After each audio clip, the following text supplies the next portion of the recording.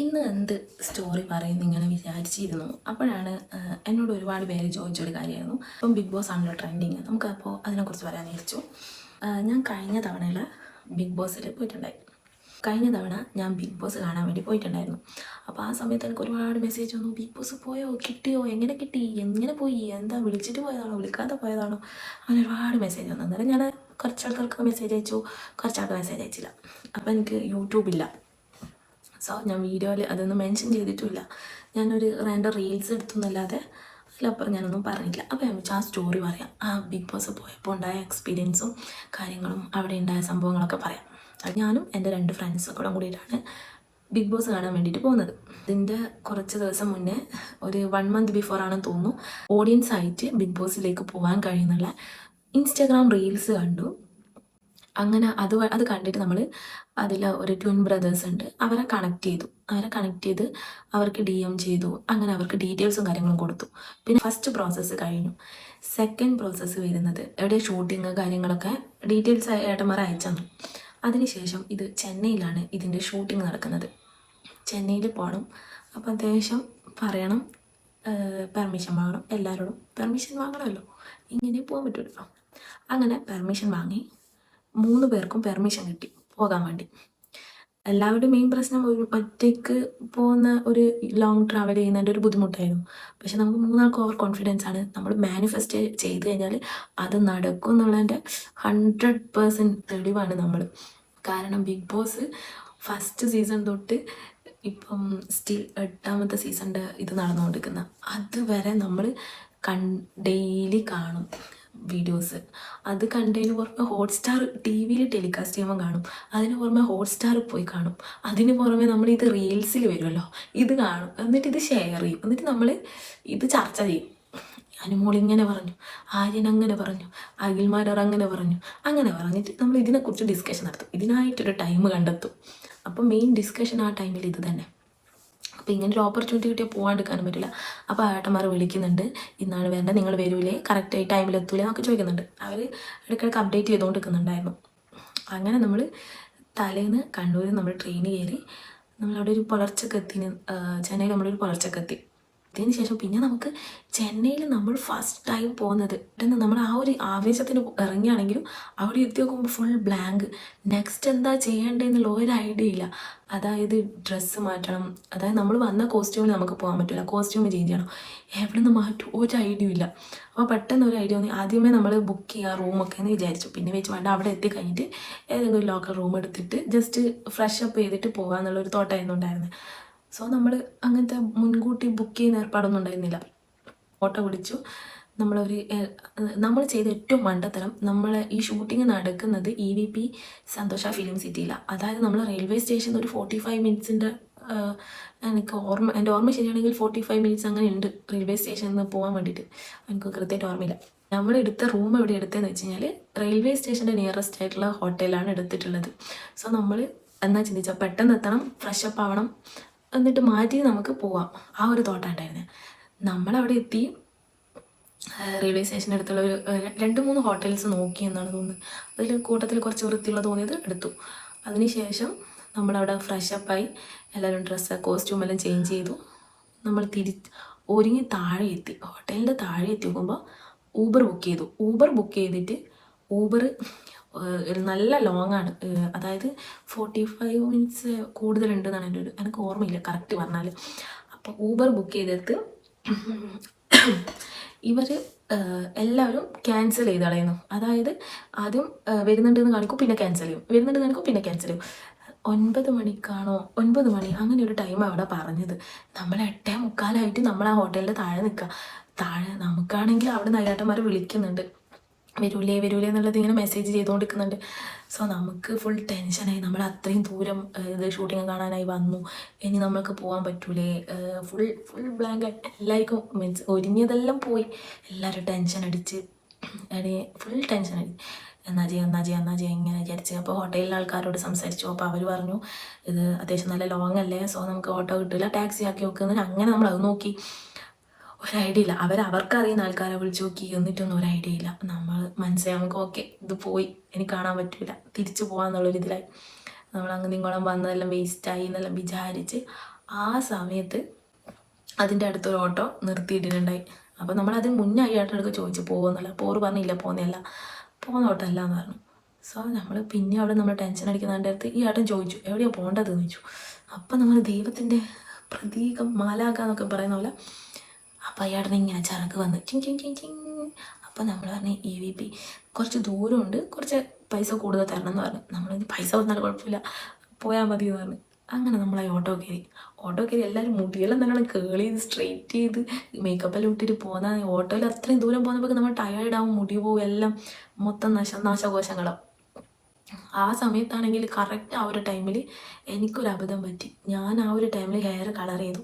Hair colour ചെയ്തൊരു colour എന്ന് പറഞ്ഞാൽ അതായെന്നൊരു കളർ, മഞ്ഞാണോ മൈലാഞ്ചി കളറാണോ എന്ത് കളറാണെന്ന് എനിക്കറിയില്ല. ഈ ഒരു ഏരിയ ഇങ്ങനെ കളറാ, സ്വർണ്ണ കളറോ എന്തോ ഒരു കളറ്. അവിടുന്ന് പുറത്തിറങ്ങിയ ശേഷം എനിക്ക് മനസ്സിലായത് ഇത് സംഭവം ഫ്ലോപ്പായിട്ടുണ്ട്. മറ്റേ മെഹന്തി തലയിലിട്ടിട്ട് ഇങ്ങനെ നിൽക്കൂലേ, അതുപോലെ കറക്റ്റ് ബൊട്ടോക്സ് ചെയ്ത ഹെയറും മറ്റേ സലീം കുമാറിനെ പോലെ ഇങ്ങനെ ഹെയറും ഇവിടെ ഇങ്ങനെ കളറും എനിക്ക് ഫ്ലോപ്പായി. പിന്നെ എന്തായാലും നമുക്ക് കാണലാണല്ലോ മുഖ്യം, സൗന്ദര്യമല്ലല്ലോ. അങ്ങനെ ഞാൻ അവിടെ പോയി ബ്രേക്ക്ഫാസ്റ്റ് കൊടുക്കുന്നുണ്ട്, അതെല്ലാം കഴിഞ്ഞു. അപ്പോൾ നമ്മൾ ചെല്ലുമ്പോൾ തന്നെ നമ്മുടെ ടൈം അപ്പോൾ നമ്മൾ കയറി, എല്ലാവരും പോയി, ആരുമില്ല. നമ്മൾ ഈ ഫിലിം സിറ്റിൻ്റെ ഉള്ളിൽ കയറി നോക്കുമ്പോൾ വേറെ ഏതോ ഫിലിമിൻ്റെ ഷൂട്ടിങ്ങോ അങ്ങനെ എന്തോ നടക്കുന്നുണ്ട്, വേറെ ഒന്നുമില്ല, ഫുൾ ബ്ലാങ്ക്. Tension full. എങ്ങനെയാണ് ഉണ്ടാവുക, ആരെല്ലാം ഉണ്ടാവുക, ആരൊക്കെ ഉണ്ടാവും, പേടിയാണ്. എന്തെല്ലാം അവർ ചോദിക്കുകയും ചെയ്യുമോ, എന്തെങ്കിലും സംസാരിക്കുമോ, അങ്ങനെ എന്തെല്ലോ ഒരു ടെൻഷൻ. ഒട്ടും നമുക്ക് അറിഞ്ഞൂടാത്ത ആൾക്കാരുടെ ഇടയിലേക്ക് പോകുന്നത്. ആകെയുള്ള കോൺഫിഡൻസ് ഈ മൂന്നാളുണ്ട് എന്നുള്ളൊരു കോൺഫിഡൻസ് മാത്രം, അതിലപ്പുറം ഒരു കോൺഫിഡൻസും ഇല്ല. ഇതിലുമ്പോൾ ഫുൾ സൈലൻസ്. അതായത് ബിഗ് ബോസിൻ്റെ സ്റ്റേജ് ഫുൾ, അതായത് നമ്മളെ ഡോറ് തുറന്ന് ഉള്ളിൽ കയറുമ്പോൾ നമ്മളൊരു തിയേറ്ററിലെല്ലാം കയറുമ്പോൾ ഫുൾ ഡാർക്ക്. പിന്നെ കുറേ ആൾക്കാർ, നമ്മൾ ഞെട്ടുന്നു. നമ്മൾ അത്ര ആളെ പ്രതീക്ഷിച്ചിട്ടില്ല. ചെന്ന് നോക്കുമ്പോൾ ഇതെത്ര ആൾക്കാരാണ്. നമ്മൾ ലേറ്റായിട്ട് വരുമ്പോൾ, ഇപ്പോൾ കോളേജിലും സ്കൂളിലെല്ലാം ലേറ്റായിട്ട് പോകുമ്പോൾ എല്ലാവരും ഇങ്ങനെ നോക്കൂലേ, അതേപോലെ നമ്മൾ വരുമ്പോൾ എല്ലാവരും നമ്മളെങ്ങനെ നോക്കി, നമ്മൾ പിന്നൊക്കെ വിറച്ച് ഇങ്ങനെ പോയി. അങ്ങനെ നമ്മൾ നിൽക്കുമ്പോൾ ബാക്കി എല്ലാവരും എല്ലാവരും സീറ്റിൽ നിരന്നിരുന്ന്. അങ്ങനെ ഇരുന്ന സമയത്ത് 2 കുട്ടികൾ പുറത്ത് ഇങ്ങനെ നിന്നിന്, മീൻസ് നമ്മൾ നിൽക്കുന്നിടക്ക് നിന്നിന്. അപ്പോൾ ഞാനപ്പടെ ഇങ്ങനെ നിന്ന് ഫ്രൈഡത്ത് നിന്ന്. അപ്പോൾ ഞാനിങ്ങനെ നോക്കി, അപ്പോൾ നല്ല ഭംഗിയുള്ള 2 പിള്ളേർ. അപ്പോൾ ഞാൻ പറഞ്ഞേ, അപ്പോൾ ഞാൻ ഇവളെന്നോട് പറഞ്ഞു ആ പിള്ളേരെ നല്ല കണ്ടുപരിച്ചില്ലേന്ന് ചോദിച്ചു. അപ്പോൾ ഞാൻ പറഞ്ഞ് അനക്കും ഇടും കണ്ടുപരിച്ചുകൊണ്ട് തിരിയുന്നില്ല എന്ന് പറഞ്ഞു. എൻ്റെ ഫ്രണ്ട് പറഞ്ഞു അതിന് നീ നോക്ക്, അത് നമ്മളെ ചമയ വിളക്ക് ഉണ്ടായിരുന്നില്ലേ, ചമയ വിളക്ക് എന്നിട്ട് ആ ഒരു സമയത്ത് വൈറലായ 2 കുട്ടികളാണ്, അഞ്ജിതയും കാജലും. ആ പറഞ്ഞപ്പോൾ എനിക്ക് കണക്ട് ചെയ്ത് ഓക്കെ. അപ്പോൾ പിള്ളേർ നല്ല കമ്പനി. അപ്പോൾ പിള്ളേർ പറഞ്ഞു വാ. അപ്പോൾ നമ്മൾ 2 പേരും കമ്പനിയായി. അങ്ങനെ നമ്മൾ സംസാരിച്ച്, നമ്മൾ 5 പേരും ഒരു ഗ്യാങ് പോലെ. അങ്ങനെ നമ്മൾ 5 പേര് നിരന്നിങ്ങനെ നിന്ന്. അപ്പോൾ നമ്മളിങ്ങനെ നിന്നിട്ട് ഷൂട്ടിങ് സ്റ്റാർട്ട് ചെയ്യാനായി. അപ്പോൾ നിങ്ങളിങ്ങനെ നിൽക്കുന്നതാണോ, ഇരിക്കുക, അവിടെ ഇടയിൽ ഇരിക്കുന്ന അവിടെ ഇടയിൽ ഇരിക്കുന്ന പറഞ്ഞപ്പോൾ നോക്കുമ്പോൾ സീറ്റില്ല. അപ്പോൾ മുന്നിൽ 2 റോല് സീറ്റ് ഒഴിച്ചിട്ടിട്ടുണ്ട്. അപ്പോൾ നമ്മൾ മുന്നിലെന്താ ഇവർ ഇരിക്കാൻ വിളിക്കാത്തത്. അപ്പം മുന്നിലെന്തോ സ്പോൺസേഴ്സോ അങ്ങനെ എന്തോ വരുന്നുണ്ട്, സോ അവരെ ഇരുത്താൻ വേണ്ടിയിട്ട് അങ്ങനെ എന്തോ പറഞ്ഞു. അങ്ങനെ നമ്മൾ മുന്നിലിരിക്കുന്ന നമ്മളെ പ്രാടി ഇങ്ങനെ നിന്നെടുക്കുന്നത്. പെട്ടെന്ന് അവരായിട്ട് പറഞ്ഞ് നിങ്ങൾ 5 പേരെ മുന്നിലിരുന്നു, 5 സീറ്റ് ഉണ്ട് എന്നാണ്. നമ്മൾ ഞെട്ടി, ലേറ്റായിട്ട് വന്നതൊരു നിമിത്താന്ന് തോന്നി. എന്താണെന്ന് വെച്ച് കഴിഞ്ഞാൽ ലേറ്റായിട്ട് വന്നതോ പോയി, മുന്നിലിരിക്കാൻ പറ്റിയല്ലോ എന്ന് വിചാരിച്ച്. അപ്പം മുന്നിലിരിക്കുമ്പോഴാണ് ശരിക്കും ടെൻഷൻ വരുന്നത്. ഓരോ മുന്നിലിരിക്കുന്ന ആൾക്കാരോട് കുറേ ഇങ്ങനെ കാര്യങ്ങളെല്ലാം ഇൻസ്ട്രക്ഷൻസ് തരും, അങ്ങനെ ഓരോ തരും. പിന്നെ lighting, full light, stage full light, ആൾക്കാർ, ക്യാമറ ഫുൾ വണ്ടറടിച്ച്. നമ്മളിപ്പം ടിവിയിൽ സ്ഥിരം കണ്ടുകൊണ്ടുന്നൊരു പ്രോഗ്രാം നമ്മൾ സ്റ്റേജിൽ വന്നിരിക്കുന്നത്, ആ സ്റ്റേജ് നമ്മളിങ്ങനെ കാണുന്നത്, അയ്യോ അതൊരു വല്ലാത്ത ഫീലാണ്. ലാലേട്ടൻ വരുന്ന ടൈം ടപ്പ് ടപ്പ് ടപ്പ് ടപ്പ് ടപ്പ് ടപ്പ് ഹൃദയം ഇങ്ങനെ ടക്ക് ടക്ക് ടക്ക് ടക്ക് ടക്ക് ടക്ക് ഇടിക്കാൻ തുടങ്ങി. അയ്യോ പെട്ടെന്ന് കാണാം ലാലേട്ടൻ എൻട്രി വരുന്നത്. അയ്യോ അവർ പറയുന്ന കണ്ടപ്പാട് നമ്മളിങ്ങനെ എന്നിട്ട് കൈയടിക്കരുത്. നമ്മൾ കുറച്ച് കാമായിട്ട് കൈയടിക്കണം. പിന്നെ ഭയങ്കര എക്സൈറ്റ്മെൻ്റ് ആയ രീതിയിൽ ഫേസിൽ ഇങ്ങനെ ലാലേട്ടാ ഇങ്ങനെ കൊടുക്കരുത് പറഞ്ഞു. ഇതെല്ലാം കുറച്ച് ഇൻസ്ട്രക്ഷൻസ് അവിടെ ചെല്ലുമ്പോൾ തരും. പക്ഷേ ഇതെല്ലാം ചെയ്യാൻ പറ്റുമായിരിക്കെങ്കിലും മുതലെല്ലാം മുന്നിൽ കണ്ടിട്ട് നമ്മളിതാ ഇങ്ങനെ ഇരുന്ന്, നമ്മളെ പോലത്തെ ഡീസൻ്റ് ആരും ഇല്ല എന്നുള്ള പോലെ ഇങ്ങനെ ഇരുന്ന് ലാലേട്ടൻ മുന്നിൽ വന്ന് ഇൻട്രൊഡക്ഷനും കാര്യങ്ങളെല്ലാം പറഞ്ഞ്. പിന്നെ സ്ക്രീനിൽ എല്ലാവരും സ്ക്രീനിൽ കാണുന്നു. ഓക്കെ പിന്നെ അന്ന് നമ്മൾ ചെന്ന സമയത്തായിരുന്നു ആര്യൻ എവിക്റ്റായി പോകുന്നൊരു ടൈമിലാണ് നമ്മൾ പോയത്. അങ്ങനെ ആര്യൻ്റെ സ്റ്റേജ് കാണാൻ പറ്റി. അന്ന് നമുക്ക് ഉച്ചയ്ക്ക് ഫുഡ് ഉണ്ടായിരുന്നു. ഫുഡ് എന്തൊക്കെയാണ്, ചോറ്, ചിക്കൻ കറി, പിന്നെ എന്തൊക്കെയോ തമിഴ് സ്റ്റൈൽ ഫുഡ് എന്തൊക്കെയോ ഉണ്ടായിരുന്നു. എനിക്കിപ്പോൾ കറക്റ്റായിട്ട് ഓർമ്മയില്ല. അത്രയും എന്തൊക്കെയോ ഫുഡ് ഉണ്ടായി. നമ്മൾ 5 പേരും പോയി ഫുഡ് കഴിച്ചു. ആക്കി നമ്മൾ അവിടെ നിന്ന് ഫോട്ടോസ് എടുത്തു. നമ്മൾ അന്നേരം എടുത്ത ഫോട്ടോസൊക്കെ ഉണ്ടെങ്കിൽ ഞാൻ കൂടെ അറ്റാച്ച് ചെയ്തേക്കാം, നമ്മളെ കൊടുത്തേക്കാം. ആ ടൈമിൽ ഞാൻ ഫോട്ടോസ് എടുത്തു. അയ്യാട്ടന്മാർ നമ്മളെ ഈ ട്വിൻസ് ബ്രദേഴ്സ് ആയിരുന്നു നമുക്ക് ഫുൾ ഈ പ്രോഗ്രാമിൻ്റെ കോർഡിനേറ്റ് ചെയ്തത്. സോ അവരുമായിട്ട് നല്ല കമ്പനി, അവർ നല്ലോണം സംസാരിച്ചു. അങ്ങനെ നമ്മൾ അടുത്ത ഷൂട്ടിങ് ടൈമായപ്പോൾ ഉള്ളിൽ പോയി. അപ്പം ഫോൺ ഉള്ളിൽ യൂസ് ചെയ്യാൻ പാടില്ല. ഫോൺ പുറത്ത് നമ്മൾ വെച്ചിട്ടാണ് പോകുന്നത്. ഫോൺ ഉള്ളിലേക്ക് യൂസ് ചെയ്യാൻ സമ്മതിക്കില്ല. അപ്പോൾ ആരും ഫോൺ എടുക്കാത്തതുകൊണ്ട് ഇങ്ങനത്തെ വിഷ്വൽസ് ഒന്നും നമുക്ക് വീഡിയോ എടുക്കാനോ ഫോട്ടോ എടുക്കാനോ കഴിയില്ല. അപ്പോൾ പിന്നെ എല്ലാവരും ഇത് ലാലേട്ടൻ്റെ ഒപ്പം ഫോട്ടോ എടുക്കണം എന്നുള്ള.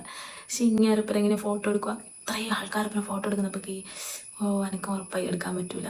അങ്ങനെ നമ്മൾ അവിടെയുള്ള ഒരാളിനോട് ചോദിച്ചു, ഇതിന് വയ്യ, ടയേർഡാണ് എന്നുള്ളത് പറഞ്ഞു.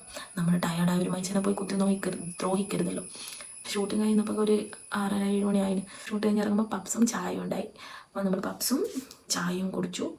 അതിനുശേഷം കുറേ നേരം വെയിറ്റ് ചെയ്തു നമുക്ക് ഊബർ വരാൻ വേണ്ടിയിട്ട്. അങ്ങനെ നമ്മൾ ആ സമയത്ത് നമ്മൾ ഏറ്റവും കൂടുതൽ കമ്പനി കാജലും അഞ്ജലിയും രണ്ടുപേരും നല്ല അടിപൊളി കമ്പനിയായി. അഞ്ജിത ഭയങ്കര ഒരു പാവ കുട്ടിയാണ്. എന്നിട്ട് പുറത്തേക്ക് ഒന്ന് വെയിറ്റ് ചെയ്തു. ഊബർ വന്ന് നമ്മൾ തിരിച്ച് നാട്ടിലേക്ക് പോയി. അവർ ഒരാൾ ബാംഗ്ലൂർ, ഒരാൾ എറണാകുളം, അങ്ങനെ ആ ടൈമിൽ പോയി. അങ്ങനെ രണ്ടുപേരും 2 പാത്രങ്ങളിലായി വഴി തിരിഞ്ഞു പോയി. അതാണ് നമ്മളെ ബിഗ് ബോസിൻ്റെ ജേണി. അതാണ് നമ്മൾ പക്ഷേങ്കിൽ ലൈഫിൽ ഒരിക്കലും വിചാരിച്ച് നമ്മൾ ടി വിയിൽ കാണുന്ന ആ പ്രോഗ്രാം നേരിട്ട് പോയിട്ട് കാണാൻ പറ്റും. മോഹൻലാലിന് ഇത്രയും അടുത്ത് ഇങ്ങനെ കാണാൻ പറ്റുമെന്ന് ആരും വിചാരിക്കും. അപ്പോൾ നമുക്ക് മാത്രമല്ല, ഈ ഇപ്പോൾ 5 റോ ആയിട്ട് ഇരിക്കുന്നതെങ്കിൽ അവർ ഓരോ ടൈമിലും ഓരോ ബ്രേക്കിൻ്റെ ടൈമിലും ആൾക്കാരെ റൊട്ടേറ്റ് ചെയ്തിട്ട് കൊണ്ടുവരും. മുന്നിലായിട്ട് കൊണ്ടുവന്ന് വെച്ചാൽ എല്ലാവരും കാണാൻ വേണ്ടിയിട്ടല്ലേ വന്നത്. സോ എല്ലാവർക്കും അവസരമുണ്ട് അങ്ങനെ. പക്ഷേങ്കിൽ അത്രയും നമ്മൾ പ്രതീക്ഷിച്ചിട്ടില്ല ഇങ്ങനെ കാണാൻ പറ്റുന്നുള്ളത്.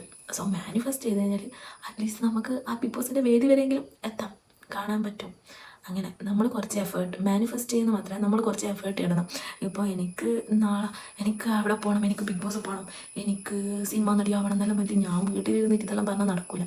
എനിക്ക് ബിഗ് ബോസ് പോകണം തോന്നി നമ്മൾ ഒറ്റ മൈൻഡിൽ പോവാം അങ്ങനെ വിചാരിച്ചു പോയി. അതുകൊണ്ട് നമുക്ക് അത്ര എക്സ്പീരിയൻസ് വരും. ഓരോ ദിവസവും ഓരോ എക്സ്പീരിയൻസ് ആണെന്ന് പറഞ്ഞാൽ ആ ഒരു ദിവസം അത്രയും ബ്യൂട്ടിഫുള്ളായ മെമ്മറീസ് കിട്ടി. സോ കീപ്പ് ചെയ്തു. തിരിച്ചു വന്ന് നെക്സ്റ്റ് ഇതേപോലെ സ്റ്റോറീസ് വരാം. നന്ദി, നമസ്കാരം.